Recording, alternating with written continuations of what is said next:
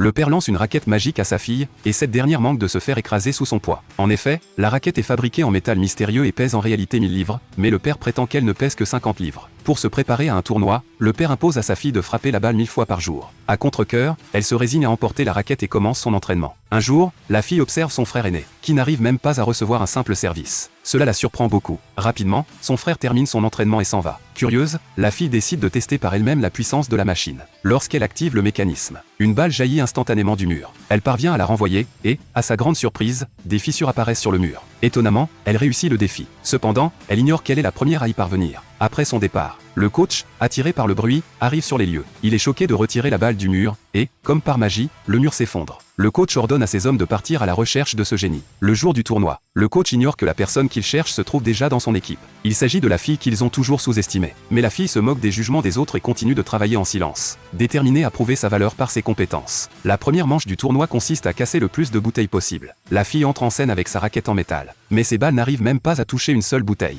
La deuxième manche consiste à attraper le plus de balles possible. Cependant, à ce moment-là, la fille est encore loin des 1000 frappes. Elle prend de nouveau la raquette et se prépare pour son dernier essai. Malheureusement, elle tombe du podium. Le juge se précipite pour l'aider, mais il trouve la fille étonnamment lourde. C'est alors qu'il réalise que sa raquette est faite d'acier. Pour la troisième manche, il s'agit d'un duel 1 contre 1. Cette fois, la fille a enfin échangé sa raquette contre une raquette ordinaire. Mais son adversaire ne semble pas comprendre le danger et continue à se moquer d'elle. Le résultat est immédiat, l'adversaire n'a même pas le temps de réagir. Il est projeté à 500 mètres et se retrouve cloué au mur. Cette fois, la fille a vraiment battu le champion national.